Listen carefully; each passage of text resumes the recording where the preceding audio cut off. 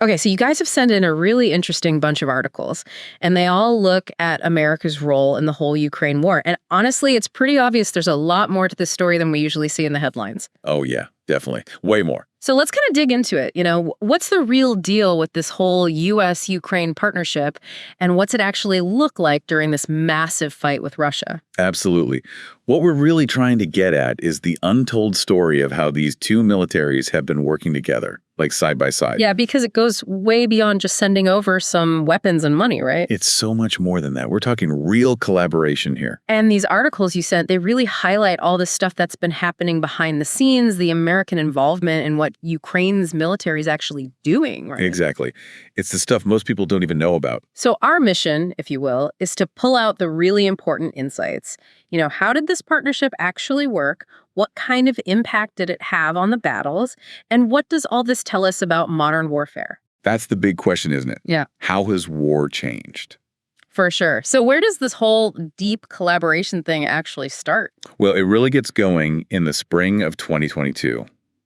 A few months after Russia launched the full-scale invasion, some top Ukrainian generals head over to Kherson in Wiesbaden, Germany.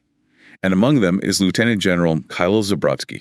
Okay, so Wiesbaden, that's where U.S. Army Europe and Africa is headquartered, right? That's the one. What was it like when these Ukrainian generals showed up? Paint us a picture. Okay, so picture this. You've got the garrison's Tony Bass Auditorium, which used to be a gym, right? Okay. This massive space has been completely transformed into a mission command center. It's buzzing with activity. Oh, wow. You've got officers from all these different allied nations crammed into these makeshift offices, and everyone's laser focused on getting those first crucial shipments of weapons to Ukraine. The essential stuff. Yeah, we're talking about M77 artillery systems, the 155 millimeter ammunition they need. Wow. So you've got this incredibly high stakes atmosphere, and these top Ukrainian military leaders walk into this temporary war room. What happens next? Well, Lieutenant General Christopher T. Donahue, the guy in charge of the 18th Airborne Corps, that's a major rapid response force, he steps up and he proposes a direct partnership to General Zabrodsky. A serious partnership. Yeah. And it's not just about sending equipment. It's about working together on planning and strategy, like a really close collaboration. And this whole thing was pretty hush-hush. Right. Super secret.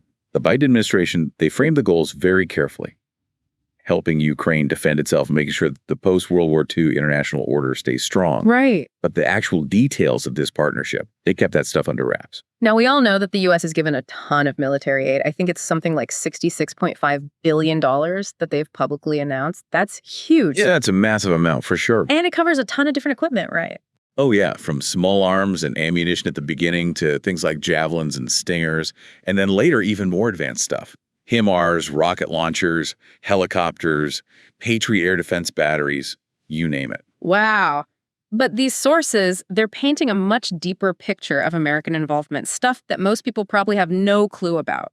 That's the key. It wasn't just about shipping over hardware. American officers were working right alongside their Ukrainian counterparts in that Wiesbaden command center, actively involved in planning Ukraine's counteroffensives. Wow, planning counteroffensives, that's a pretty hands-on approach, isn't it? What are the implications of that?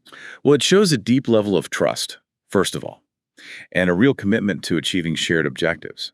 But beyond that, there was this huge American intelligence operation going on, constantly feeding information into the partnership.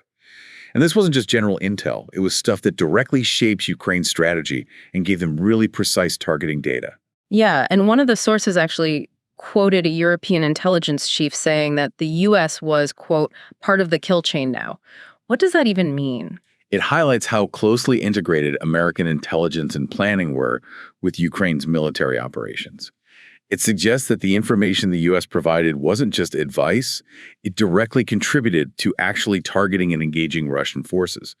The goal was to give Ukraine what they needed to inflict a serious defeat on the invaders. Ambitious goal. So were there any early wins that this kind of partnership helped achieve? Yeah, actually there were. One big one was the campaign against the Russian 58th Combined Arms Army in the middle of 2022.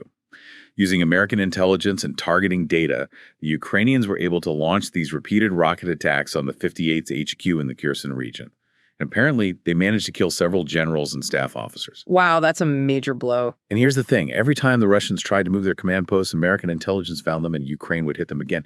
It really messed up their ability to command and control their forces. Yeah, that's gotta hurt. And further south, this partnership also went after the Crimean port of Sevastopol. It's a really important hub for the Russian Black Sea Fleet. In 2022, during one of Ukraine's counteroffensives, they used a bunch of maritime drones, and there was support from the CIA on this one, and they attacked the port. Wow. Several warships were damaged, and the Russians had to start pulling back parts of their fleet. So it really showed what this collaboration could achieve. Exactly. Now, it wasn't all smooth sailing, was it? The sources also talk about how tensions and disagreements started to bubble up as the war went on. Yeah, that's an important point. There were definitely successes, but the relationship wasn't perfect. Different priorities and perspectives started causing friction. What kind of tensions? Well, from Ukraine's side, there were times when they felt like the Americans were trying to control things too much. One source even called it overbearing. It makes sense, in a way, given the power dynamic. Yeah, I mean, the U.S. obviously has way more resources and influence. Of course. And then on the American side, there was frustration sometimes that the Ukrainians weren't always taking their advice. It almost sounds like a clash of cultures, in terms of how they approach strategy. Exactly. The U.S. often seemed to be pushing for more measured goals, whereas the Ukrainians were going for bigger, bolder objectives, like a decisive victory. Different end games. Yeah. And those differences obviously caused friction. It's inevitable, really. And the actual goals themselves started to diverge a bit as the war dragged on, right? Yeah, I mean, both the U.S. and Ukraine wanted Ukraine to survive and resist the Russian aggression. But Ukraine's goal was a total victory, reclaiming all of their territory. The U.S., on the other hand, seemed more focused on preventing Ukraine from being defeated and keeping the conflict contained so it wouldn't escalate further. A more cautious approach. In a way, yeah. Yeah. And that difference in what they ultimately wanted to achieve, it naturally created tension. Now, the sources also mentioned that Ukraine got more secretive as the war went on, and they were frustrated that they weren't getting all the weapons they felt they needed. That's right. As the partnership matured and Ukraine got more experience and confidence on the battlefield, they started sharing less about their operational plans. And at the same time, there was this constant feeling that the U.S. and its allies weren't giving them enough or the right kind of weapons. Interesting. And on the American side, there was frustration too. They saw some of the Ukrainian demands as excessive, and they felt like Ukraine wasn't willing to take certain steps that were politically risky, like a full national mobilization. Okay, so we've got these tactical successes early on, but what about the bigger picture, the strategic level? Did all this tension actually impact how the war played out overall? That's the million-dollar question. The partnership definitely helped Ukraine win a lot of battles, but you could argue that at a really key moment, the big Ukrainian counteroffensive in mid-2023, the strategic planning they'd done in Wiesbaden got thrown off by internal Ukrainian politics. Yeah, the sources mentioned some conflict between Zelensky and his top military commander, and then problems between that commander and a subordinate. How did all that drama play out in terms of the partnership? Well, basically, Zelensky sided with the subordinate, and a lot of troops and resources ended up being diverted to this effort to recapture Bakhmut. Which didn't go well in the end. No, it didn't. And that decision, which was driven by internal politics, it meant that they had fewer resources for the broader counteroffensive that they'd planned with the Americans. It messed things up. It definitely contributed to a major setback. Now, throughout all this, the threat of Russia escalating things, maybe even using nuclear weapons, must have been looming over everyone. Oh, absolutely. The fear that Putin would see American involvement as going too far was always there. The sources show how the U.S. and its allies tried to manage that risk. They gradually started authorizing more and more clandestine operations to support Ukraine, but they did it carefully. So operations that would have been seen as too provocative before. It's exactly. At first, American military advisors were pretty much stuck in Kyiv. But over time, they moved closer to the fighting. Closer to the action. Yeah. And supporting Ukrainian strikes in Crimea was another sensitive area. That also evolved gradually. Eventually, the CIA was helping with those drone attacks on Sevastopol. Bold move. Yeah, and the most sensitive thing of all was when they finally started helping Ukraine carry out precise strikes inside Russia itself. Wow. Each of these steps was really carefully considered. They had to weigh the potential benefits against the risk of Putin freaking out and escalating things. High stakes. Now, a lot of these sources are actually framing this whole conflict in Ukraine as a proxy war between the US and Russia. They're even comparing it to past conflicts like Vietnam, Afghanistan, and Syria. It's interesting, isn't it? It does have those echoes of proxy wars, Yeah. but it's also being described as a kind of grand experiment in remote warfare. Remote in the sense that the US isn't putting boots on the ground. Exactly. Unlike those other proxy wars, the U.S. is supporting Ukraine almost entirely from a distance. Fascinating. Yeah, and it raises some big questions. How effective is precision targeting when you're going up against a major military power? How much does Ukraine's artillery rely on intelligence from somewhere else? And can commanders really trust each other when decisions are being made based on information that's being relayed across continents? Yeah, trust seems like it's at the heart of this whole partnership. And those sources really highlight that early agreement between Zabrodsky and Donahue, I will never lie to you. That's a powerful statement. Yeah. It shows how important trust was in this whole thing. But, the partnership didn't start with complete trust, did it? No, I guess not. There were those early incidents like when the Moskva was sunk. The Americans were pretty upset that the Ukrainians hadn't warned them beforehand. It definitely revealed some cracks in the trust. The Americans were caught off guard. First, that Ukraine could even pull off something like sinking the flagship of the Black Sea Fleet, and second, that they hadn't been given a heads up. There's a lot of worry in the White House about what might happen next. And Ukraine's reluctance to be completely open, that came from their experiences going back to 2014. Exactly. They saw the conflict as having already started back then when Russia took Crimea and started supporting separatists in the east. And they felt like the Obama administration hadn't done enough, especially when it came to giving them weapons. Yeah, like Poroshenko's famous complaint about getting blankets and night vision goggles. Exactly. That sums up how they felt. Yeah. And then in the lead up to the full-scale invasion, the U.S. closes its embassy in Kiev and pulls out its military personnel. So they're left feeling abandoned. Exactly. One U.S. military officer even said that the Ukrainians felt like they were saying, the Russians are coming. And the Americans were like, see out. Ouch. So when American generals like Donahue came offering help after the invasion, there was a lot of skepticism. General Syrskyi basically said, we're the ones fighting the Russians, you're not. Why should we listen to you? Fair point. Yeah. But Syrskyi did eventually come around, didn't he? He saw that the U.S. had intel capabilities that Ukraine just didn't have. So how did they actually share that intelligence in those early days? It was pretty informal at first. Donahue and a small team were using their personal phones to give Syrskyi and his staff information about Russian movements. Wow, just texting each other. Basically, yeah. But even that caused problems within the Ukrainian military because there was this rivalry between Syrskyi and the overall commander, General Zelensky. Ah, so some of Zelensky's people thought that Syrskyi was using this direct line to the Americans to get ahead. Exactly. And on top of that, Zelensky himself didn't really get along with his American counterpart, General Milley. So their relationship was a bit strained. Yeah, their phone calls were often awkward. Milley would question Ukraine's request for equipment, or he'd give them advice based on satellite images, and Zelensky would just go silent or hang up. So how did they even communicate? It was this whole complicated telephone tree thing. They had to go through a Milley aide, a National Guard commander, and even a guy who made blimps and had connections to Ukraine's defense minister. Just to get Zelensky on the phone. It's crazy, right? Yeah. It showed how hard it was to build trust and communicate effectively. But things did start to change, especially after the Russians hit a wall with their initial offensive and had to change their plans. So in March 2022, when the attack on Kyiv failed and the Russians shifted their focus to the east and south. Exactly. And they did it really fast. The Americans had expected it to take much longer. So Donahue and Cavoli realized that if they didn't start giving Ukraine heavy offensive weapons, like the M777 howitzers, Ukraine might actually lose the war. So that was a big turning point. It was a major escalation in the kind of support they were providing. And that's when the Tony Bass Auditorium in Wiesbaden became Task Force Dragon, a full-on headquarters. Exactly. The 18th Airborne Corps was put in charge of delivering these weapons and showing the Ukrainians how to use them. And with the M77s, there were a lot more people from the coalition in Wiesbaden. Generals from Poland, Britain, and Canada were involved in logistics and training. A real team effort. Yeah. They even set up an intelligence fusion center in the basement, bringing together people from different U.S. and allied intelligence agencies. Wow. And it was around then that General Milley made a point of connecting the Ukrainian and American military leaders. Hey. Yeah, At a conference at Ramstein Air Base, he introduced Ukraine's defense minister Reznikov and a deputy of Zelensky's to Cavoli and Donahue.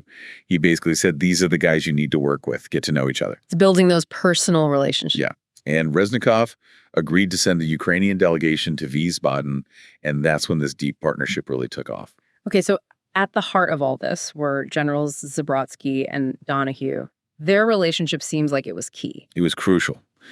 Zabrodsky, even though he was officially in the Ukrainian parliament, he became the main point of contact in Wiesbaden. He was kind of operating behind the scenes, but he had a lot of influence. Interesting. He really understood the Russian military, having studied at their academy and served in their army back in the 90s. And he had also studied at Fort Leavenworth, which probably helped him bridge the gap between the American and Ukrainian ways of doing things. And Donahue had a totally different background, but just as relevant in special operations. Yeah, he was a decorated Special Forces commander with tons of experience in Iraq, Syria, Libya, Afghanistan, you name it. He had led Delta Force, and he was really good at building partnerships with local forces in tough situations. So two very different guys, but both incredibly experienced. What happened when they first met? Donahue, he's a straight shooter, so he didn't waste any time. He showed Zabrodsky and another Ukrainian general this map that really laid out how outnumbered and outgunned they were compared to the Russians. A reality check. Yeah. And then he challenged them to think practically and laid out a plan for how they could gain the upper hand by the fall. Ambitious. But he was confident.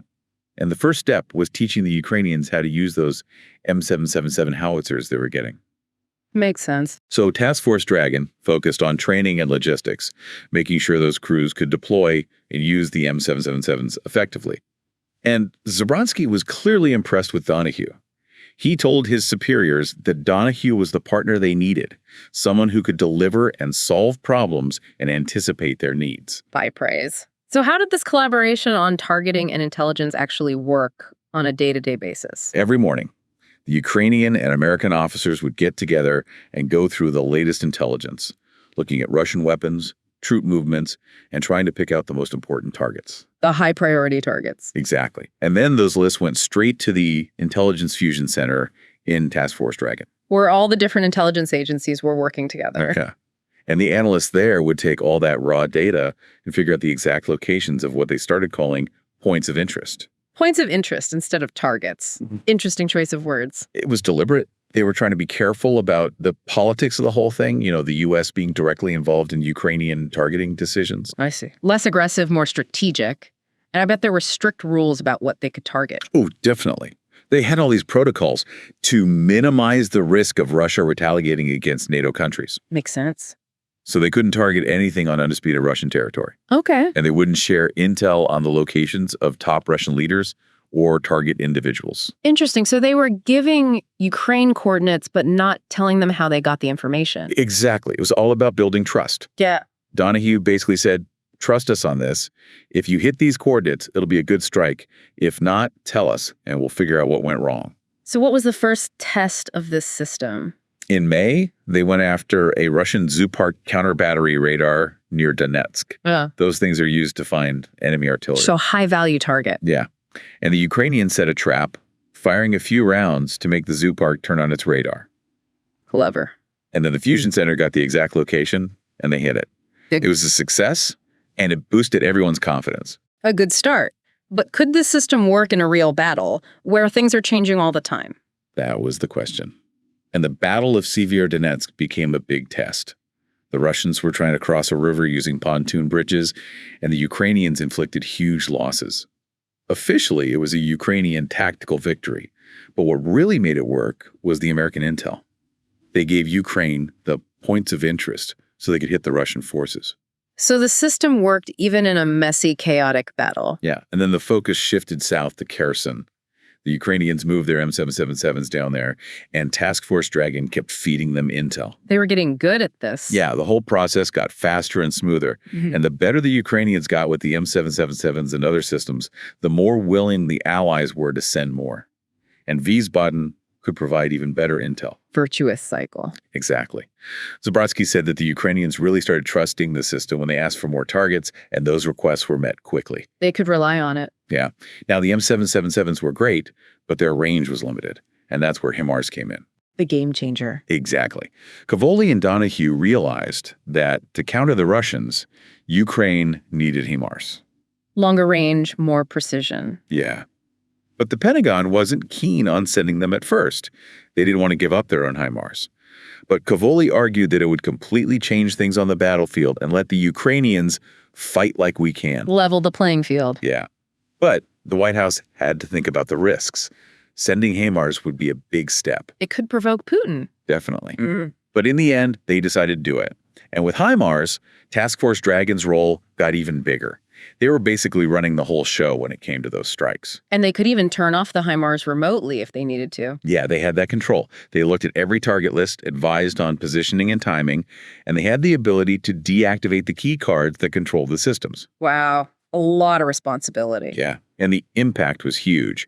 HIMARS strikes were happening almost every week, inflicting heavy casualties and really hurting Russian morale. And it was all coordinated through Wiesbaden. It was. Zabrodsky even talked about how quickly they became part of this killing machine. It was a very effective machine. And around then, there was a small but symbolic change in how they were using maps in Wiesbaden. Yeah. Early on, Donahue had shown Zabrodsky a map where the Ukrainian units were marked in green, which is the standard NATO color for friendly forces. Yeah. Zabrodsky had asked why they weren't in blue, the color for NATO forces. And then, when they started planning the counteroffensive, Zabrodsky noticed that the Ukrainians on the maps were blue. A subtle shift. But it meant something. It showed how close the partnership had become. Donahue even told them that after they beat the Russians, they'd be blue for good, meaning they'd be part of the West's security framework. Wow. But symbolism aside, what was the situation on the ground that they were planning for? By that point, Russia had taken a lot of territory in the south, including Kherson, and they had a lot of ground in the east. Ukraine had defended well in some key places, but Russia was trying to squeeze them slowly, wearing them down. So the Ukrainians knew they had to go on the offensive. To break the stalemate? Exactly. And Zelensky, the commander-in-chief, he wanted to go for Melitopol in the southeast. The goal was to cut off the land bridge to Crimea. A bold move. It was. But Donahue and the Americans weren't so sure. They thought it might be too ambitious, given what Ukraine had at the time. Their simulations show that it would be really tough. So what did they decide on? They went for a two-pronged attack. The main effort would be on taking back Kherson and securing the west bank of the Dnipro River. That was seen as more achievable. And then they'd have a smaller feint in the east to distract the Russians. The plan was to start the eastern feint around September 4th, then hit Kherson with artillery for 2 weeks, and then launch the main attack around September 18th. Okay, so a coordinated plan. Yeah, but it didn't go exactly as planned. Zelensky wanted to see results before the UN General Assembly, so he pushed for the Kherson offensive to start earlier on August 29th. So he sped things up. Yeah, and Donahue was worried about that. He thought it was risky. And it gave the Russians time to react. Exactly. They moved reinforcements down to Kherson, which actually created an opportunity in the east. The Russians were weaker there, and Donahue told Syrskyi to go for it. Seize the moment. Yeah. And the Ukrainians in the east made a lot of progress, faster than expected. It was a big win for Syrskyi. But the main push toward Kherson, it stalled, didn't it? Yeah, even though U.S. intel was saying that the Russians were running low on supplies and men on the west bank of the Dnipro, the Ukrainian commander there was hesitant to push forward. Why? It's not entirely clear. But Donahue, Cavoli, even Milley, they all urged Zelensky to order a more aggressive attack, but it didn't really happen. And the British defense minister actually got involved and demanded that they replace that commander. Wow. Yeah, it was a mess. No, Crimea was always a big deal, a real red line for Putin. How did they handle Ukraine's desire to target it? It was a tough one. Putting pressure on Crimea could push Russia to negotiate, but it could also make Putin do something crazy. So the U.S. was really careful. At first, they just helped Ukraine with their maritime drone program and shared intel on Russian ships near Crimea. But eventually, they started helping with those drone attacks on Sevastopol, with the CIA involved. Risky business. It was. And U.S. intel even picked up on conversations where the Russian commander, General Surovikin, was talking about maybe using tactical nukes if Ukraine tried to cross the Dnipro and head for Crimea. So the threat was real. Very real. It was a moment where things could have gone either way. A turning point or a disaster. Exactly. In the end, the big Ukrainian push toward Crimea didn't happen. They did take back Kherson and clear the west bank of the Dnipro, but they stopped there. They didn't have enough ammo to cross the river, and the Russians built up their defenses. So it was a partial victory. Yeah. But even with the offensive stalling, Zabrodsky and Donahue still had that bond. Zabrodsky even gave Donahue a Russian soldier's vest as a kind of souvenir. A reminder of what they were going through together. Exactly. It was a sign of their shared experience in this crazy conflict. So as we wrap up this deep dive into the U.S.-Ukraine partnership, it's clear that there's way more to it than meets the eye. Yeah, it's been a really complex collaboration, much deeper than just the military aid we hear about. This partnership was crucial in helping Ukraine survive that initial Russian onslaught and achieve those early victories. It wasn't just the weapons, it was the intelligence, the planning, and the trust between these key leaders. And as we've seen, it wasn't always easy. There were disagreements, different goals, and the situation on the ground was always changing. It makes you think about how much this partnership has shaped not just the war itself, but the whole geopolitical situation and how future conflicts might be fought. For sure. It's a whole new kind of warfare, and it raises some big questions about the balance of power in the world. Absolutely. Subscribe to our podcast on Spotify, Apple Podcasts, and YouTube. We are here to make things clear. New episodes every day.